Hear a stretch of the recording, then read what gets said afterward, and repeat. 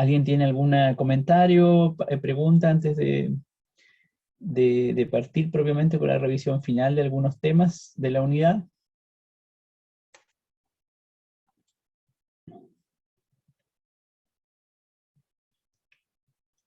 No sé si alguien o pudieron finalmente revisar los dos videos breves que yo les había sugerido relacionados con el sistema respiratorio.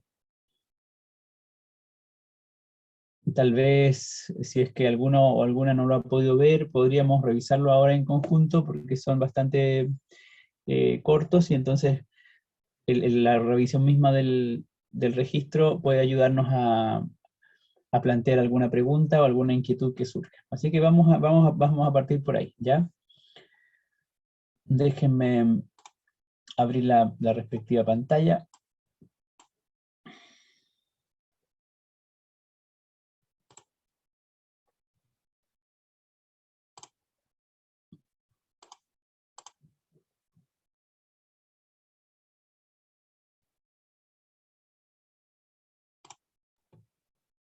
El funcionamiento del sistema respiratorio. El intercambio de gases que ocurre durante la respiración es esencial para lograr la oxidación completa de los alimentos y obtener energía para el resto de los procesos corporales. Esta es la principal función del sistema respiratorio, el cual está constituido por las fosas nasales, la faringe, la laringe, la tráquea, los bronquios y los pulmones. Estos últimos, en particular, son los responsables del intercambio gaseoso y de la eliminación de sustancias tóxicas y patógenas que incorporamos del ambiente. Los pulmones son órganos pares que se ubican en la caja torácica, protegidos por las costillas y separados de estas mediante una pleura o capa de tejido conectivo. Están compuestos básicamente por unas pequeñas estructuras en forma de sacos, llamadas alveolos, que les confieren una gran superficie de intercambio a los pulmones y establecen una estrecha relación con los capilares sanguíneos. Por su parte, el diafragma es un músculo transversal que separa la cavidad torácica de la abdominal y se encarga de distender los pulmones, aumentando su capacidad hasta unos 4.000 a 6.000 centímetros cúbicos. Durante la respiración, el aire penetra por las fosas nasales y sufre un proceso de acondicionamiento, mediante el cual es calentado, humedecido y filtrado, pasando de la faringe a la laringe y de esta a la tráquea, la cual se dilata permitiendo el paso del aire hacia los bronquios. Estos pequeños tubos se ramifican en otros cada vez más finos que desembocan en los alvéolos pulmonares, donde finalmente sucede el intercambio de gases. Los alvéolos son pequeñas bolsas de aire ubicadas en la parte terminal y más pequeña de los pulmones, los bronquiolos. A su vez, estos sacos de aire se encargan del intercambio de gases dentro de los pulmones. Sin embargo, para entender mejor su función, es importante comprender su estructura, puesto que la función de los alvéolos está intrínsecamente ligada a ella. En nuestros pulmones existen aproximadamente 200 millones de alvéolos al nacer, pero en la edad adulta este número puede ascender hasta los 400 millones, lo que se traduce en una superficie respiratoria de más de 200 metros cuadrados. El diámetro de los alvéolos suele comprenderse entre las 200 y 300 micras, algo más de 2 veces el espesor de un cabello humano.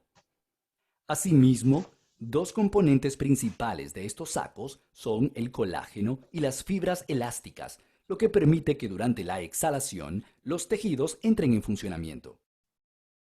El oxígeno proveniente del aire pasa de los alvéolos a la sangre presente en los capilares, los cuales lo transportarán hasta el corazón. Este es el encargado de bombear la sangre oxigenada a todas las células del cuerpo y a su vez bombear la sangre cargada de dióxido de carbono hacia los pulmones de nuevo, para finalmente ser expulsadas durante la expiración al exterior. En la actualidad, este proceso tan importante está siendo afectado por nuestros propios hábitos y desarrollo tecnológico.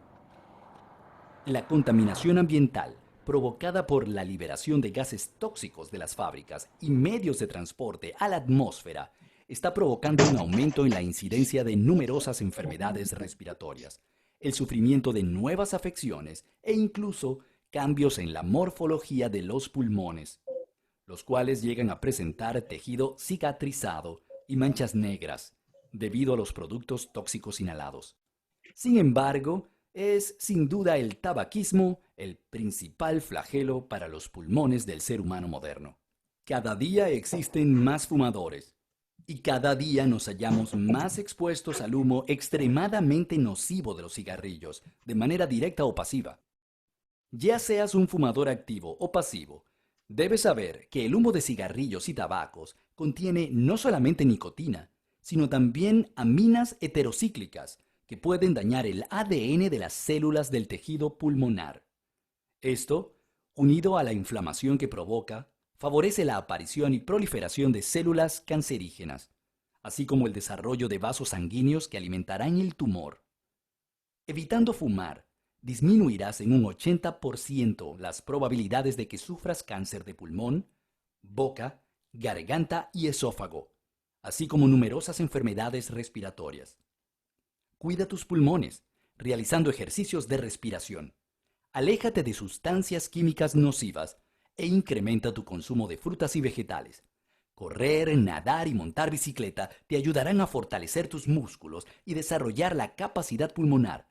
Rodéate de aire puro y respira profundamente. Tus pulmones te lo agradecerán.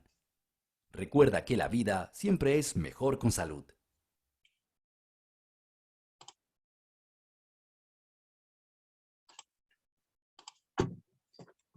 Bien, vamos a aprovechar de complementar ese registro con el otro que está a continuación, que es mucho más breve y que focaliza la atención en el proceso de intercambio gaseoso, que de alguna manera, cierto, es el proceso esencial del sistema respiratorio en cuanto es el centro o núcleo de su función.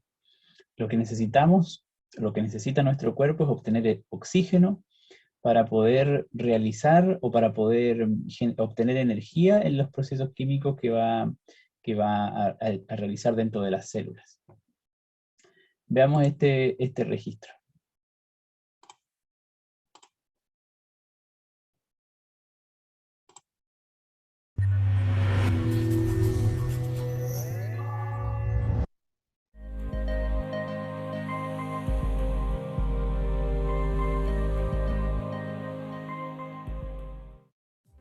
¿Alguna vez se han preguntado para qué respiramos? Seguramente la respuesta será para vivir. Pero, ¿por qué? ¿En qué parte del cuerpo se necesita el oxígeno que respiramos? Cada vez que inspiramos, el aire llega a los pulmones a través de las vías respiratorias. Ingresa por las fosas nasales, pasa por la faringe, la laringe, la tráquea, los bronquios y bronquiolos, hasta llegar al interior del tejido pulmonar, los alvéolos. En los alvéolos se realiza el intercambio gaseoso entre el aire que hay adentro de los mismos y la sangre que circula por los capilares sanguíneos. Este intercambio ocurre mediante un proceso llamado difusión, en el que las moléculas se desplazan desde donde están más concentradas hacia donde están menos concentradas.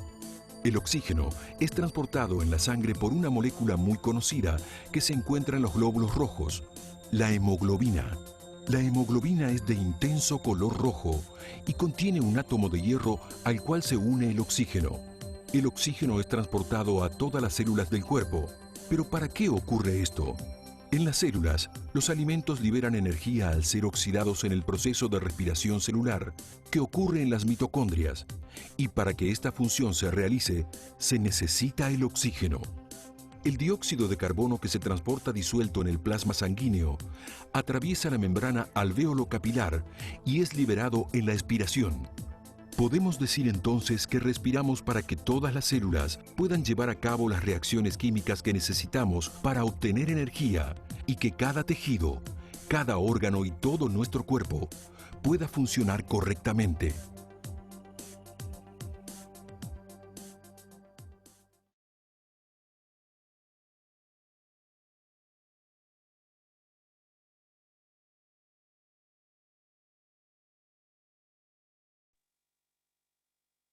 Bueno, esos eran los videos que yo les había pedido revisar relacionados con el sistema respiratorio. Si es que no lo habían podido ver, bueno, espero que ahora justamente haya sido la oportunidad, ¿cierto?, para ponerles algo de atención.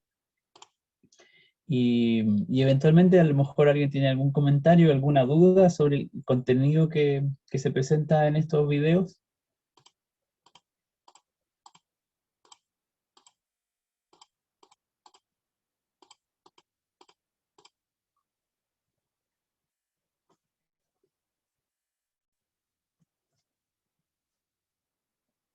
Gracias, Karina. Bueno, como les decía, me parece a mí que lo que está contenido en estos dos videos es lo esencial que podríamos conocer o dominar en torno al sistema respiratorio. Eh, por una parte, por supuesto, tener muy presente su función principal, que es la de obtener oxígeno desde el ambiente para que podamos realizar o para poder incorporarlo a nuestro cuerpo y de esa manera a nivel celular, ¿cierto? Cada una de nuestras células puede realizar procesos químicos que le permiten, en primer lugar, obtener energía para luego realizar sus otros procesos metabólicos de crecimiento o de, digamos, de reproducción, etc. Y por otra parte, tener muy presente, por supuesto, las estructuras principales del sistema respiratorio y en qué consiste lo que llamamos respiración pulmonar para distinguirla de la respiración celular, porque ya lo vimos eso en la clase anterior, cómo es que hay un proceso de respiración celular que ocurre a nivel celular, ¿cierto? Que requiere justamente oxígeno y que es el proceso que permite la obtención de energía para los procesos metabólicos celulares.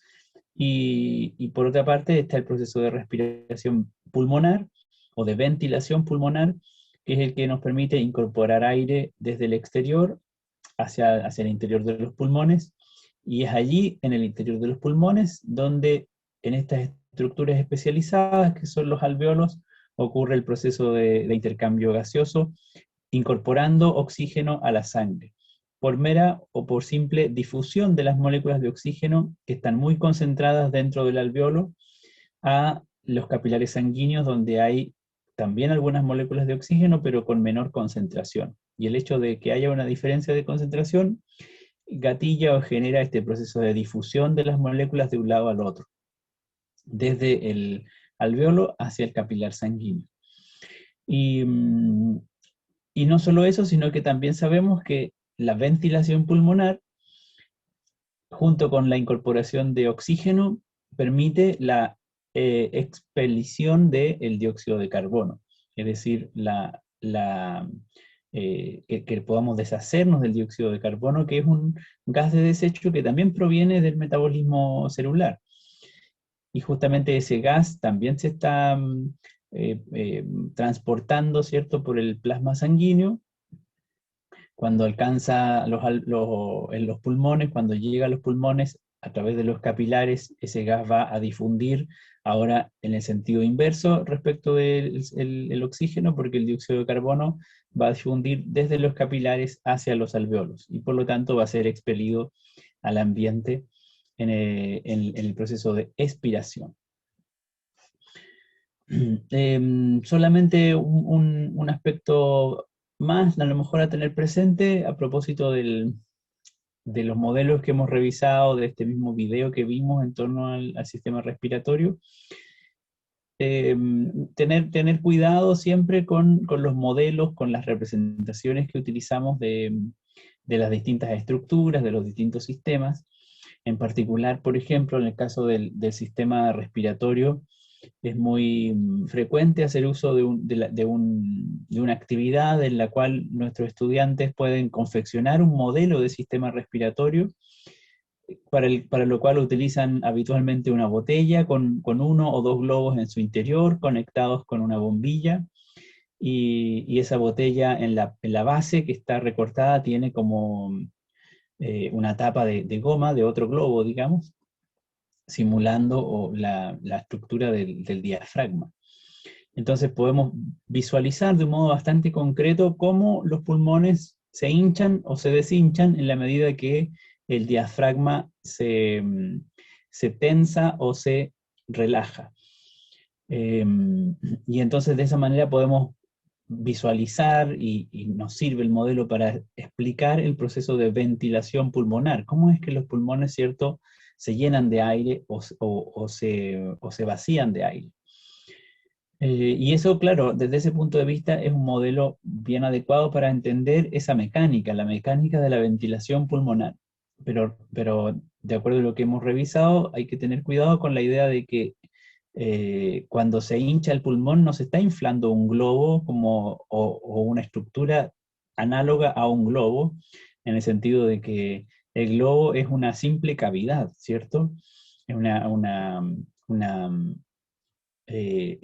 capa de goma que está vacía en su interior.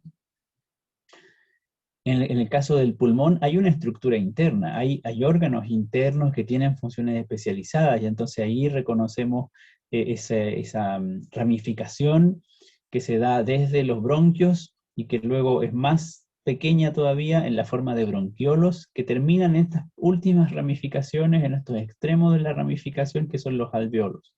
Entonces lo que se hincha en el pulmón son esas estructuras internas. No hay que pensar en el pulmón como una cavidad simplemente llena de aire, sino de una estructura interna donde se está distribuyendo ese aire que incorporamos en la ventilación pulmonar.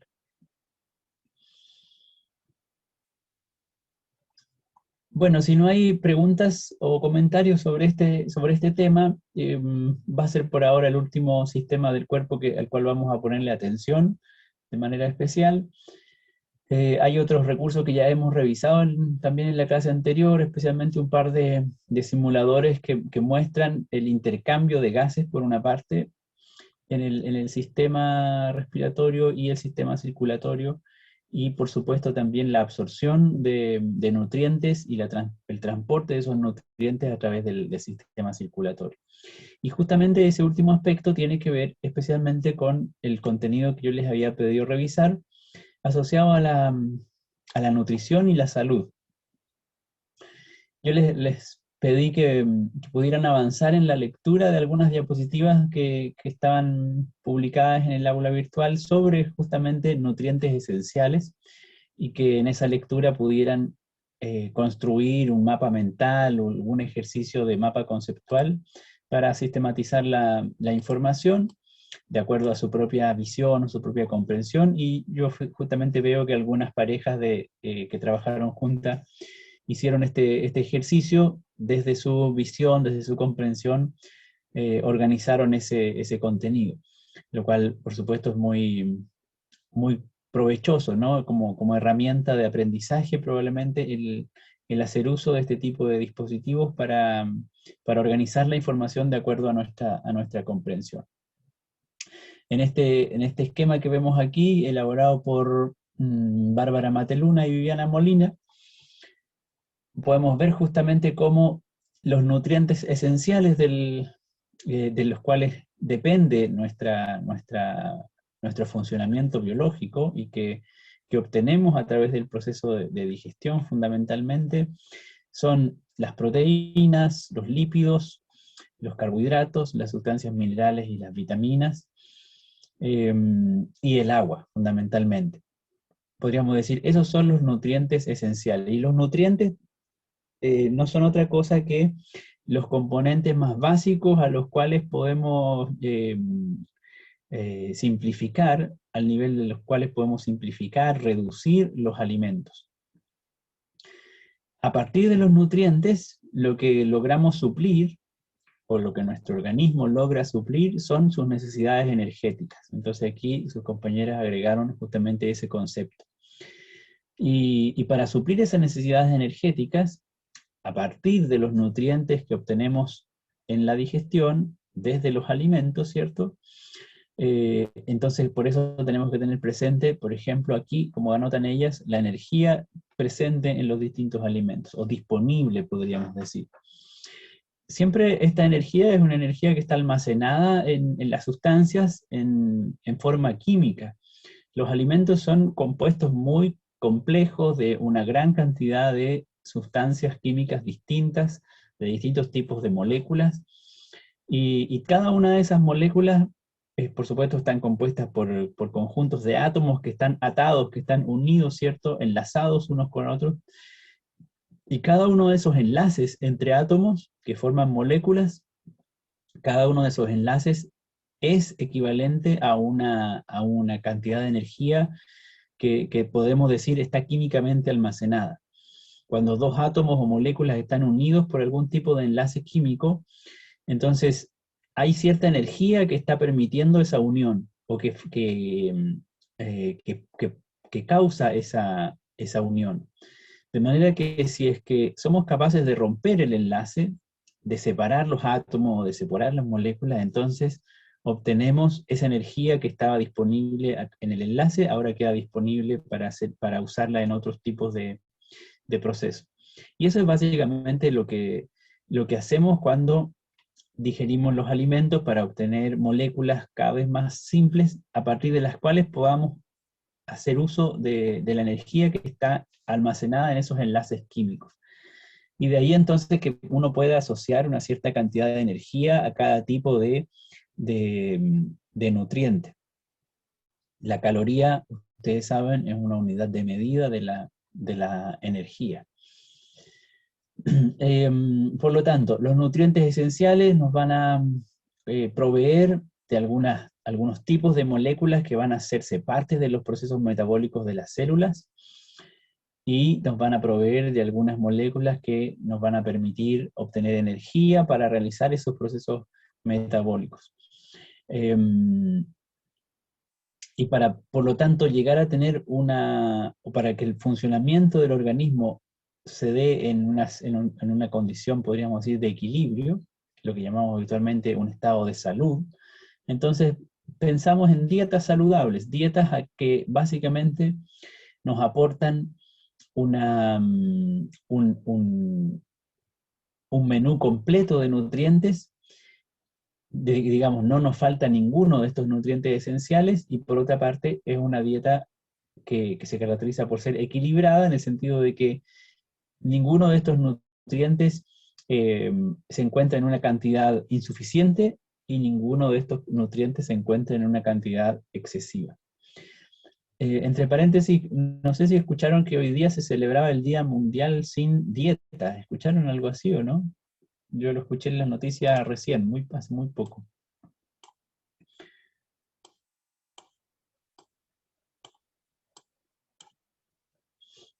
Belén me dice que no. ¿Por qué creen ustedes que se celebrará este Día Mundial Sin Dieta?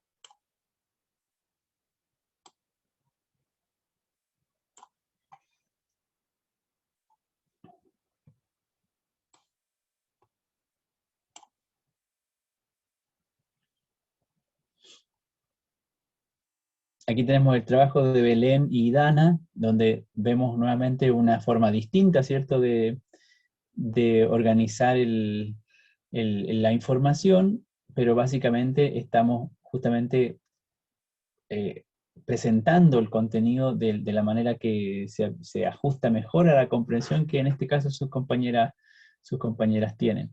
Están justamente nombrando, identificando algunos nutrientes esenciales, o los nutrientes esenciales. No aparecen identificados de esa forma, pero están las proteínas, los carbohidratos, y lo que se asocia a cada uno de ellos son, digamos, sus rasgos claves, distintivos, y a lo mejor podríamos decir hasta su relevancia. En el caso de las proteínas, por ejemplo, el hecho de que constituyan algunas estructuras del organismo, a todo nivel, digamos, desde los huesos hasta los músculos, por ejemplo, que también pueden constituir anticuerpos, en el sentido de que operan o son parte del sistema inmunológico, y por lo tanto sirven en los procesos de defensa contra infecciones. Conforman algunas enzimas que participan de procesos metabólicos dentro del citoplasma celular. y así sucesivamente. Ahí cada uno de los nutrientes esenciales desempeña un rol clave en los procesos de las células y de los órganos en general.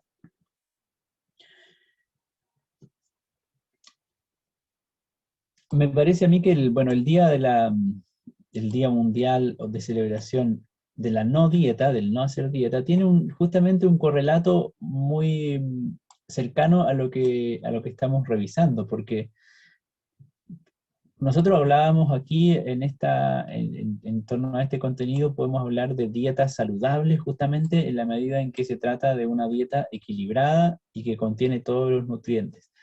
Pero desde un tiempo a esta parte hay muchas presiones, podríamos decir, culturales, sociales, económicas, que promueven distintos tipos de dietas que están asociados en general a ciertos estándares o ciertos cánones de belleza, por ejemplo, de belleza corporal, y en ese sentido hay algunas dietas que no son equilibradas en el sentido que nosotros estamos comentándolo. Dietas que de esa manera resultan perjudiciales para la salud porque benefician o porque privilegian el consumo de cierto tipo de alimentos, por ejemplo, reduciendo el consumo de grasas, reduciendo significativamente el consumo de carbohidratos.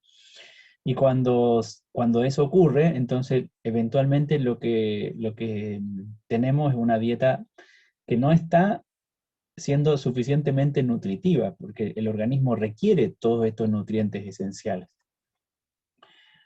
Y por lo tanto, esta celebración que yo les menciono es un llamado de atención justamente desde la Organización Mundial de la Salud en torno a la necesidad de tener cuidado con el equilibrio en nuestra alimentación, tanto por exceso eh, como por insuficiencia de ingesta de algún tipo de nutriente. Bueno, así es que, bueno, felicito a los grupos que alcanzaron a avanzar y trabajar en este ejercicio de elaboración del mapa mental.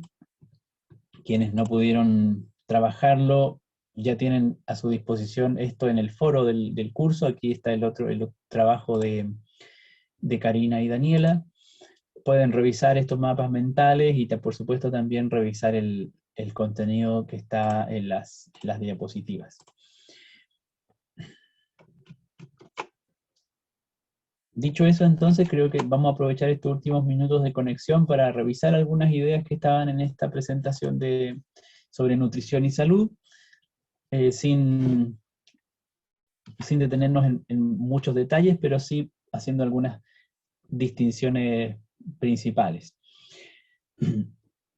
Por supuesto, cuando hablamos de nutrición, estamos hablando en gran medida también de alimentación, pero es importante tener presente que no son, por supuesto, dos procesos equivalentes. Uno puede alimentarse y nutrirse muy mal, y justamente es lo que estaba diciéndoles en torno a esta celebración del día de la no dieta, o de la no realización de dietas.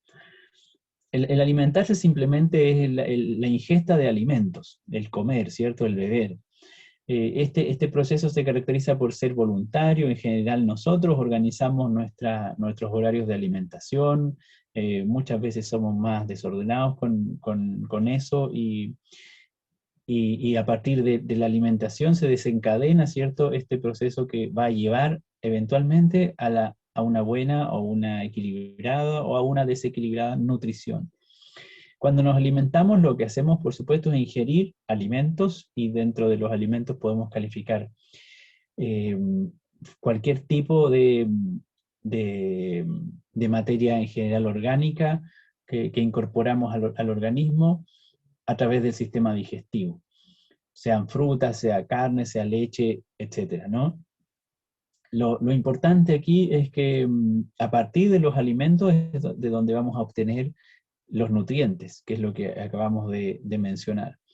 Y los nutrientes no son otras cosas que estas sustancias que nos van a proporcionar energía y materia necesarias para nuestro desarrollo biológico.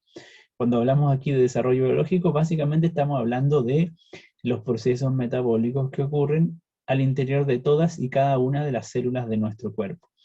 Estos nutrientes van a consistir básicamente en moléculas muy complejas que se van a incorporar al material celular y que van a hacerse parte de alguno de sus procesos bioquímicos, ya sea para la obtención de energía, para realizar otras reacciones químicas, otros procesos bioquímicos, o como materia propiamente que se va a hacer parte de del mismo material celular. Por ejemplo, algunas moléculas que incorporamos a través de los nutrientes, que van a hacerse parte de la membrana plasmática de las células, o del ADN, entre otras cosas.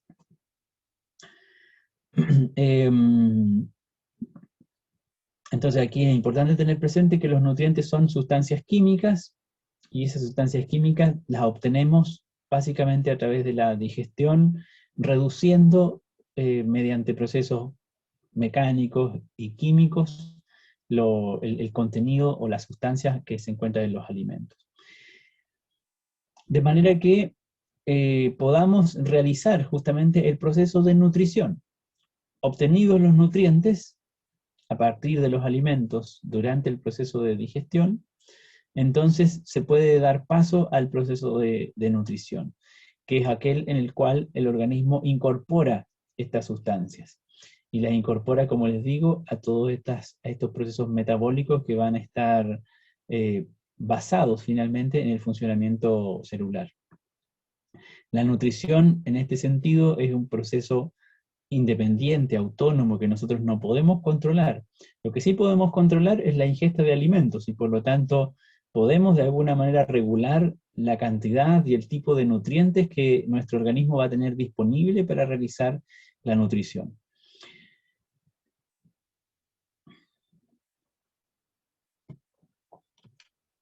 Como vimos en los mapas conceptuales, nutrientes esenciales: carbohidratos, grasas, fibra, proteínas, vitaminas y minerales, fundamentalmente. Cada uno de estos nutrientes esenciales van a desempeñar una función o un rol específico, más o menos específico, en distintos procesos metabólicos al interior del cuerpo. Por ejemplo, los carbohidratos son una muy buena fuente para la obtención de energía. Como les decía, energía que está almacenada en esas moléculas que los componen, y en la medida en que somos capaces de romper esas moléculas, entonces obtenemos energía. Lo mismo en el caso de las grasas, aunque en este caso se trata de energía que el organismo puede almacenar, y por lo tanto energía que puede utilizar, de nuevo, rompiendo estas moléculas elementales, ¿cierto?, en momentos en los cuales no dispone de nutrientes suficientes que estén ingresando al organismo. Las proteínas van a ser esenciales para la confección de tejidos, por ejemplo. En ese sentido, son como la materia prima que utilizan las células para la producción de colágeno, por ejemplo, entre otras proteínas. Y así sucesivamente. Cada uno de estos nutrientes tiene estas funciones o cumplen un rol importante en los procesos de desarrollo del organismo. Ustedes van a poder revisar entonces cada una de las características de ellos. Esto es lo que está contenido justamente en los mapas mentales que vimos. Hay algo de información, ustedes seleccionan ahí qué es lo más relevante. El agua no deja de ser un nutriente esencial clave, en cuanto finalmente todos los procesos metabólicos, todos los procesos bioquímicos ocurren en soluciones acuosas. Así es que, como vemos en este esquema, nuestro cuerpo básicamente está compuesto por un 65% de agua, y los otros nutrientes se distribuyen en porcentajes menores. Piensen ustedes que el agua es lo que constituye el líquido interno de las células, es decir, el citoplasma es fundamentalmente agua, y también el líquido que uno encuentra entre las células, lo que se llama el líquido intercelular, también corresponde a una gran cantidad de agua. Pero también compone la sangre, por ejemplo. Así es que es el medio a través del cual los nutrientes se transportan. En ese sentido, el agua es un medio en el cual los procesos metabólicos del organismo pueden ocurrir, más que ser un nutriente en sí mismo.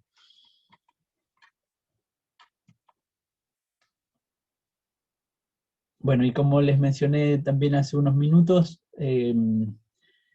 producto cierto de esta constitución química de los distintos tipos de nutrientes es que podemos asociar una cierta cantidad de energía que se obtiene a partir de ellos, y unas estimaciones que nos pueden servir para justamente visualizar la cantidad de energía que consumimos son estas equivalencias que vemos acá. Cada gramo de carbohidratos aporta aproximadamente 4 calorías al organismo cuando esos carbohidratos son ingeridos y son absorbidos y son transformados en el organismo. Las proteínas aportan también alrededor de 4 calorías, mientras que las grasas aportan alrededor de 9 calorías.